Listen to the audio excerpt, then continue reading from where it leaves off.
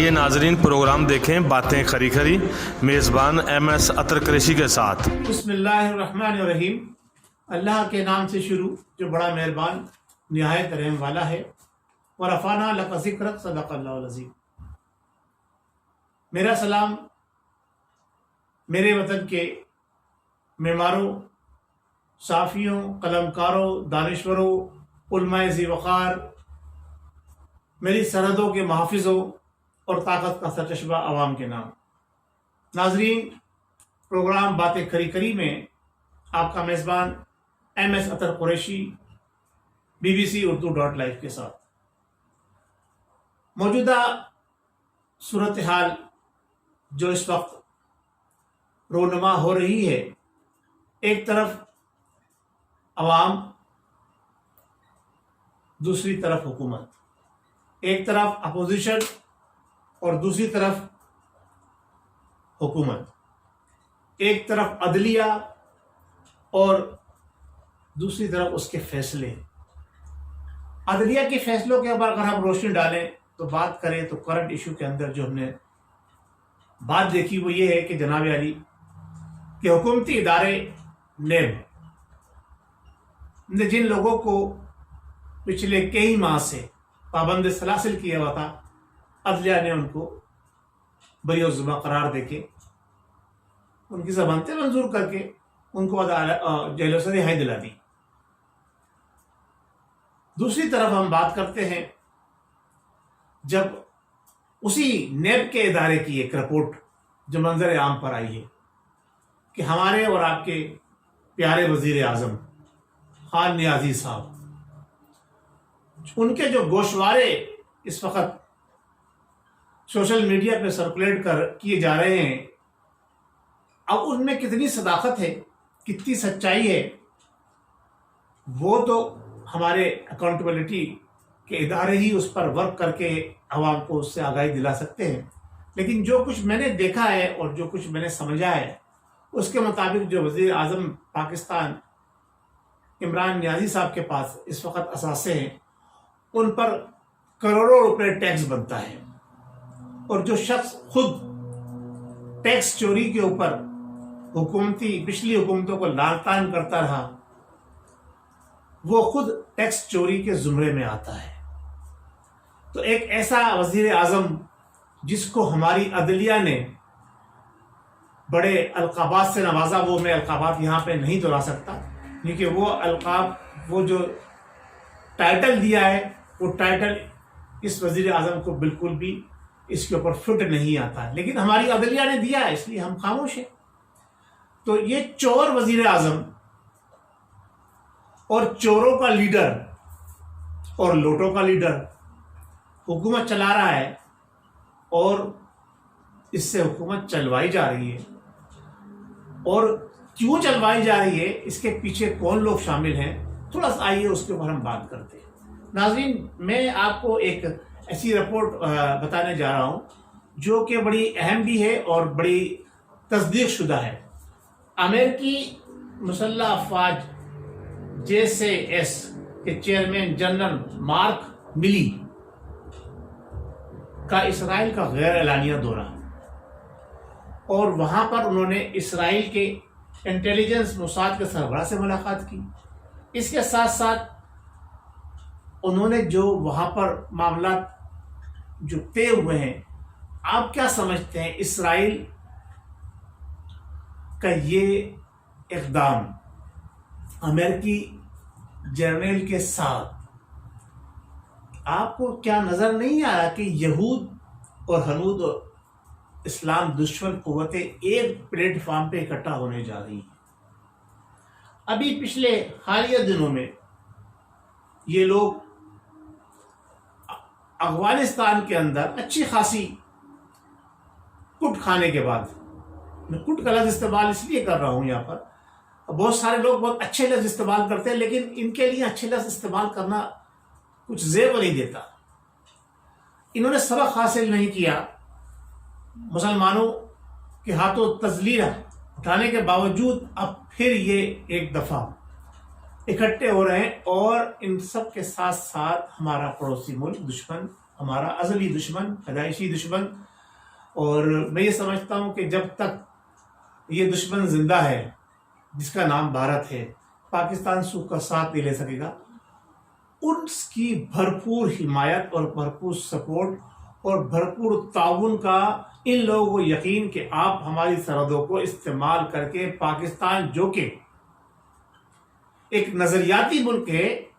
جو ایک نظریے کی بنیاد پر مورد وجود میں آیا، اور وہ نظریہ اسلام تھا، اور آج وہ ملک وطن پاکستان مسلمانوں کے لیے ایک بہترین جسے کہتے ہیں قوت کا چشمہ ہے، جو کہ ایٹمی قوت ہے، اس کو کس طرح سے ختم کرنا ہے، اس کو کس طرح سے تہس نہس کرنا ہے، اس کو کس طرح سے برباد کرنا ہے، اور ان کے ایجنڈے پر ہمارا وزیر اعظم پاکستان کس طرح سے کار فرما ہے کہ حکومت سنبھالتے ہی اس نے قادیانیوں کو، وہ قادیانی جو امریکہ میں جا کر رونا روتے رہے کہ پاکستان میں ہمارے ساتھ حسن و سلوک اچھا نہیں ہوتا، وہ قادیانی جو اسرائیل کے مختلف موقع پر دورے کرتے رہے اور اسرائیلیوں سے ملتے رہے اور اسرائیلیوں کو بتاتے رہے کہ پاکستان کے اندر کیا کچھ ان کے ساتھ ظلم اور بربریت کی جا رہی ہے۔ جی جناب، ویسا ظلم کیا جا رہا ہے کہ اس کے سامنے کشمیر کے ظلم کی بھی کوئی مثال نہیں ہے، کشمیریوں پہ جو ظلم ہو رہا ہے اس کی بھی کوئی اس کے سامنے مثال نہیں ہے۔ اتنا بڑا ظلم پاکستان میں ہو رہا ہے کہ اب قادیانیوں کو اس حکومت کے سنبھالتے ہی کھلے عام اپنی جماعت کا ہر طرح سے پروگرام کرنے کی اجازت مل گئی، ہر پلیٹ فارم پہ ان کے بینر لگنے شروع ہو گئے، اور انہوں نے اعلانیہ اپنے آپ کو قادیانی ظاہر کرنا شروع کر دیا۔ ناظرین، باتیں کھری کھری کا مقصد صرف آپ کو گراؤنڈ ریئلٹی سے آگاہی دلانے کا ہے، باقی فیصلہ عوام نے کرنا ہوتا ہے، اور ہماری حکومتیں جو اقدام کر رہی ہیں اس کو کس طرح سے ہماری عوام نے سراہنا ہے، اور عوام نے اس کو اوپر اپنی رائے کا اظہار کرنا ہے، عوام نے اس کا ساتھ دینا ہے، یا ان تمام چیزوں کے اوپر عوام حکومت کو جو ہے وہ تنبیہ بھی کرنا چاہتی ہے تو وہ کس طرح سے کرے گی۔ آج جو ہمارا پروگرام ہے اس میں نے جو 2 باتیں آپ کے سامنے رکھی ہیں وہ یہ ہے کہ جناب علی کہ ہماری حکومت کے اقدامات اور کفار اور یہود ایک پلیٹ فارم پہ اکٹھے ہو کے پاکستان کو تہس و نہس کرنا چاہتے ہیں۔ پروگرام باتیں کھری کھری جو آپ کو آگاہی دیتا ہے، اس کی کوشش یہ ہوتی ہے کہ ہم گراؤنڈ ریئلٹی پر بات کریں۔ حکومت کو 2 سال کمپلیٹ ہو چکے ہیں، حکومت نے اپنی 2 سالہ کارکردگی جو کچھ بھی دکھائی ہے وہ عوام پاکستان کے سامنے ہے۔ ابھی جو پاکستان کی اعلیٰ ذمہ داران کا اجلاس منعقد کیا گیا، اس میں معیشت کے ذمہ داروں کو بھی بلایا گیا، حکومتی ذمہ داروں کو بھی بلایا گیا، اور ان لوگوں کو بھی بلایا گیا جو انٹیلیجنس اداروں سے تعلق رکھتے ہیں، اور ہماری اسٹیبلشمنٹ کے اعلیٰ ترین ذمہ داروں کو بلا کر ملک کی 2 سالہ کارکردگی کے اوپر ایک اجلاس منعقد کیا گیا۔ اجلاس میں جو باتیں ہوئیں وہ تو منظر عام پر بعد میں آئیں گی، لیکن اس اجلاس کو بلانے کا مقصد جو میں یہ سمجھتا ہوں وہ یہی ہے کہ حکومت کی کارکردگی جو نظر آئی ہے، جیسے کہ حکومتوں کے وزیر بڑی بلند بان دعووں کے بعد جب حکومت سنبھالی تھی، اب اس کی کارکردگی جو پیش کر رہے ہیں وہ میں آپ کے سامنے اس پہ تھوڑی سی روشنی ڈالنا چاہتا ہوں کہ ہمارے ایک وزیر صاحب نے جو بڑے لاڈلے وزیر ہیں، انہوں نے کہا جی حکومت اب جو ہے ایک باقاعدہ ٹریک پر آ گئی ہے۔ جی ہاں، بالکل حکومت ٹریک پہ آ گئی ہے کہ اب جو ہے چوری، بے ایمانی، دھوکہ دہی، مکر فریب کرنے کے تمام طریقے کو حکومت سمجھ گئی ہے کہ کس طرح سے عوام کو بیوقوف بنانا ہے، کس طرح سے عوام کو ٹریپ کرنا ہے، اور کس طرح سے عوام کو دھوکہ دینا ہے، اور اپنے حکومت کو کس طرح سے آگے چلاتے رہنا ہے۔ کیونکہ ڈیلیور تو اس حکومت نے کچھ عوام کو کیا نہیں ہے اور نہ ہی کر سکتی، کیونکہ ان کے پاس بڑے بڑے قابل لوگ ہیں کہ ایک معمولی تعلیم یافتہ آدمی شہری ہوا بازی کا وزیر بن جاتا ہے، اور ایک ایسا نوجوان جو کہ صرف باتیں کرنا جانتا ہے، نہ ہی تعلیمی قابلیت ہے، نہ ہی کوئی اس کا کردار ہے، کہ جس کے والد ماجد بھی جو ہے جو غیر قانونی کاغذات کے اوپر ملک سے باہر جاتے ہوئے گرفتار ہوتے ہیں۔ دوسری طرف ایسے لوگ بھی شامل ہیں جو بات تو کرتے ہیں، اپنی گفتگو کا آغاز کرتے ہیں تو آقائے دو عالم صلی اللہ تعالیٰ علیہ وسلم پر درود بھیجتے ہیں، لیکن جب اسمبلی کے اندر بل پیش کیا جاتا ہے کہ جناب علی شراب کے اوپر جو ہے ٹیکس کم کر دیا جائے، اسمبلی سے وابستہ جو ادارے ہیں، یعنی ہمارا جو پارلیمنٹ ہے وہاں جو شراب پہنچائی جاتی ہے اس پر ٹیکس کم کر دیا جائے، تو سب سے پہلے وہ ہاتھ کھڑا کر کے اس کی تائید کرتے ہیں۔ جی جناب علی، اسی طرح سے مدینے کی ریاست کا تصور دینے والا ہمارا پرائم منسٹر آف پاکستان،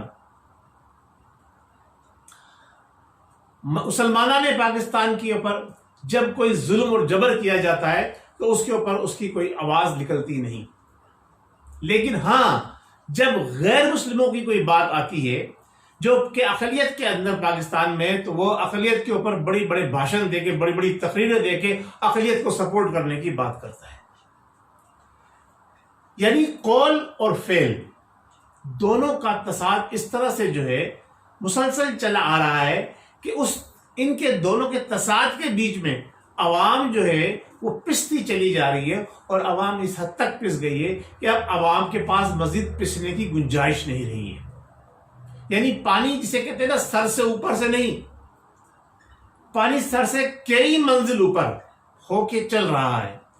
اور یہ تو صرف اور صرف میں جہاں تک سمجھتا ہوں حکومت جو چل رہی ہے وہ ان لا اینڈ آرڈر ایجنسیز جنہیں ہم اپنے عسکری ادارے کہتے ہیں ان کی سپورٹ کی وجہ سے چل رہی ہے، ورنہ حکومت کے اپنے وزیر جو لوٹے ہیں سارے، وہ آپس میں ایک دوسرے کے ساتھ گشت و گریبان ہونے کے لیے ہمہ وقت تیار رہتے ہیں۔ کچھ لوگ پہلے دن سے یہ امید لگائے بیٹھے ہیں کہ ہمیں کوئی موقع ملے تو ہم یہ کرسی جسے وزارت عظمیٰ کہا جاتا ہے اس کو کسی بھی طریقے سے حاصل کر لیں۔ ان کا کہیں بھی جہاں بھی داؤ چلتا ہے وہ وزیر اعظم پاکستان کو نیچا دکھانے میں اپنی کسر نہیں چھوڑتے۔ تو ایسی صورتحال کے اندر کیا آپ سمجھتے ہیں کہ ملک باقاعدہ کسی ٹریک پہ چل سکتا ہے، جبکہ ملک کا وزیر اعظم خود ملک کے تمام اداروں کی بدنامی کا باعث بن رہا ہے؟ ہر سطح کے اوپر ملک کا جو بھی کوئی ادارہ ہے، وزیر اعظم پاکستان اس کو نہ صرف پاکستان کی عوام کے درمیان بلکہ عالم اسلام کے اندر، پوری دنیا کے اندر اس کی تذلیل کرنے سے کبھی بھی پیچھے نہیں رہتا۔ صرف اور صرف بات صرف اتنی سی ہے کہ وزیر اعظم کے پاس کوئی اپنا پوزیٹو پروگرام نہیں ہے۔ اگر کوئی پوزیٹو پروگرام ہوتا تو پچھلی حکومتوں کے عیبوں کو گنا گنا کر ان کو بڑھا چڑھا کر پیش کرنے کے بجائے اپنے پوزیٹو پروگرام کے اوپر توجہ دے کے عوام کو وہ کچھ ڈیلیور کرتے جن کا انہوں نے جو ہے وعدہ کیا تھا جب وہ حکومت سنبھال رہے تھے۔ تو لہٰذا اب یہ حکومت، میں یہ کہتا ہوں کہ جن پچھلی حکومتوں کے اوپر الزام تراشیاں اور اس پر الزام تراشیوں پہ الزام تراشیاں اور ان کو دوش دینا کہ سارا بیڑا غرق ملک کا، معیشت کا، ملک کے نظام کا اور ملکی اداروں کا پچھلی حکومت نے کیا تھا، تو مجھے یہ وزیر اعظم پاکستان ذرا بتا دیجئے کہ آپ کے پاس کون سے دودھ کے دھلے لوگ موجود ہیں جن کی بیس کے اوپر آپ حکومت کر رہے ہیں اور پچھلی حکومت کو برا کہہ رہے ہیں۔ وہی جو پچھلی حکومت میں وزیر تھے، وہی جو پچھلی حکومت میں سفیر تھے، وہی جو پچھلی حکومت کے کرتا دھرتا تھے، آپ کی حکومت کا، موجودہ حکومت کا حصہ ہیں۔ وہی پارلیمنٹرین جو پچھلی حکومت کے اندر یا جو آپ کی جو اپوزیشن پارٹیز ہیں ان کے ممبران تھے، وہی آپ کی جماعت کا حصہ ہیں۔ انہی کی بیس کے اوپر، انہی کے بلبوتے کے اوپر، انہی کی کیبنٹ بنا کے آپ بھی حکومت کر رہے ہیں۔ تو جو پچھلی حکومتوں کے اندر سارے غلط فیصلے کرتے رہے، اس حکومت میں کیسے صحیح فیصلے کر کے ملک کو پروان چڑھا سکتے ہیں؟ لہٰذا میں یہ سمجھتا ہوں کہ صرف اور صرف کپتان کے تبدیل ہونے سے ٹیم کے اندر اسپرٹ پیدا نہیں ہوتی۔ جو ٹیم کے ناکارہ کھلاڑی ہوتے ہیں، جو کسی کام کے نہیں ہوتے، ان کو بھی ٹیم سے نکالا جاتا ہے۔ یہاں تو نہ صرف کپتان جو ہے ناکارہ ہے بلکہ اس کے تمام جو کھلاڑی ہیں وہ بھی جو ہے آزمائے ہوئے ہیں، اور وہ سارے فیلئرز ہیں جن کو پچھلی جو اس وقت اپوزیشن کی پارٹیز ہیں جن کو کوئی وقت نہیں دیتی تھی، کوئی عزت نہیں دیتی تھی، وہ اس کپتان نے اپنی جماعت میں اکٹھے کر لیے اور ان ناکارہ فیلئرز کے ساتھ ملک کو یہ آگے ترقی کی طرف لے کے جانا چاہتے ہیں تو جو کہ ناممکنات میں سے ہے. لہٰذا اب 2 سال کا عرصہ گزرنے کے بعد وجود پاکستان جس نہج پہ پہنچ چکا ہے، اس نہج پہ پاکستان کے پہنچنے کے بعد اب مزید پاکستان کو ڈی مورل کرنے کی گنجائش نہیں رہی ہے. لہٰذا حکومت کو چاہیے کہ یہ فیصلہ آنے کے بعد کہ نیب جیسا ادارہ وہ بالکل ناکارہ ہے، اور جن لوگوں کو نیب نے گرفتار کیا تھا ان کے خلاف کوئی ثبوت پیش نہیں کر سکا. حکومت کو بھی چاہیے کہ اب اپنا بستر بوریا باندھ لے، اور اگر حکومت بستر بوریا نہیں باندھتی تو میں گزارش کروں گا ان لوگوں سے کہ جنہوں نے اس حکومت کو پروان چڑھانے کے لیے ایڑی چوٹی کا زور لگا دیا، اس گھوڑے یعنی بوڑھے گھوڑے، ایک تو بوڑھا بھی ہے اور اوپر سے مدہوش گھوڑا بھی ہے، ایک تو بوڑھا ہے اوپر سے مدہوش بھی رہتا ہے. اس مدہوش گھوڑے کے اوپر مزید وقت ضائع کرنے سے بہتر یہ ہے کہ کوئی اچھا چاقو چوبند سمجھدار اور ایسا گھوڑا میدان میں لے کر آئیں کہ جس کی اوپر جب ہم اس ملک کی معیشت کا بوجھ لا دیں تو وہ اس ملک کی معیشت کا بوجھ اٹھا کر ملک کو جو ہے ان مشکلات سے نکال کر ترقی کی طرف گامزن کرتے. بہت شکریہ. السلام علیکم ورحمۃ اللہ وبرکاتہ. پاکستان زندہ باد، مسلح افواج، ہمارے عسکری ادارے زندہ باد.